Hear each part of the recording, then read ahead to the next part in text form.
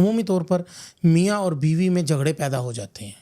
وہ جھگڑے کسی بھی بیس پر ہوں نہ عورت کو سمجھ آتی ہے کہ بھی میں اپنا بیسٹ دینے کی کوشش کرتی ہوں, خامد کہتا ہے کہ بھی میں کما کر لانے کی کوشش کرتا ہوں, ہر طرح کی سہولتیں مہیا کرنے کی میں کوشش کرتا ہوں, گھر کا پہیہ چلانے کی کوشش کرتا ہوں, پھر بھی لڑائی جھگڑے ہماری طرف رہتے ہیں. آخر ایسا وہ کون سی آیت کون سا وظیفہ کریں کہ جس سے کم از کم اخلاق بھی ان کے اچھے ہوتے ہیں, سب کچھ ٹھیک ہوتا ہے. مثلا جھگڑا بھی ایسا ہوتا ہے کہ گالم گلوچ نہیں ہوتی ہے لیکن دوری رہتی ہے بہت زیادہ.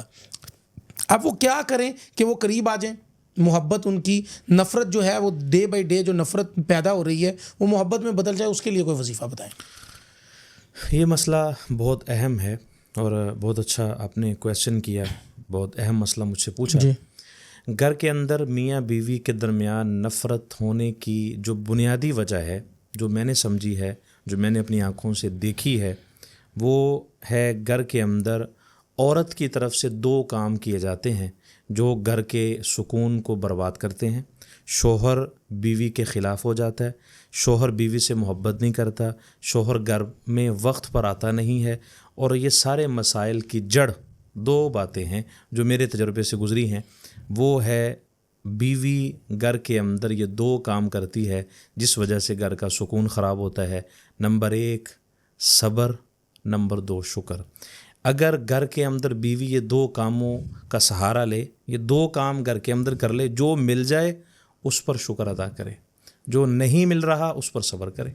اب مسئلہ یہ ہوتا ہے کہ خامد کما کر لاتا ہے گھر کے اندر, سارا دن بیچارہ وہ باہر کمائی کرتا ہے, محنت کرتا ہے, کوشش کرتا ہے. جب گھر کے اندر آتا ہے تو بیوی جو ہے ناشکری کرتی ہے, شکر ادا نہیں کرتی کہ میرا خامد, میرا شوہر, میرا ہسبینڈ گھر کے اندر جو لے کر آیا ہے یا اللہ تعالیٰ شکر ہے.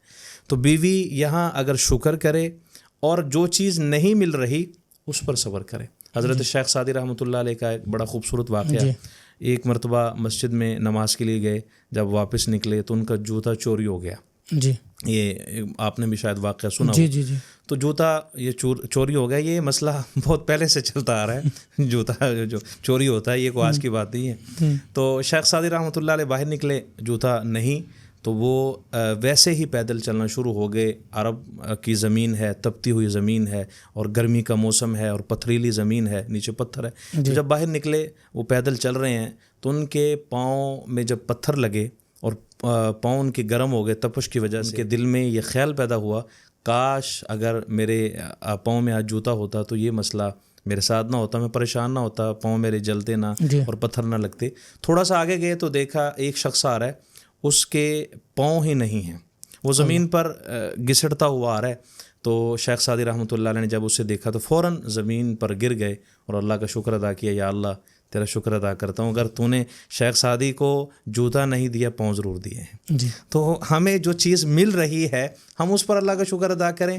تو بیوی گھر کے اندر اگر یہ دو کام کرے, میں پورے یقین کے ساتھ, پوری گارنٹی کے ساتھ کہتا ہوں کہ یہ دو کام کرنے سے کبھی بھی گھر کے اندر بے سکونی نہیں ہوگی, کبھی بھی گھر کے اندر پریشانی تکلیف نہیں آئے گی, جھگڑے نہیں ہوں گے, اسی طرح گھر کے جو مسائل ہیں کبھی بھی پیدا نہیں ہوں گے اگر یہ بیوی گھر کے اندر دو کام کرے. نمبر 1 صبر, نمبر 2 شکر.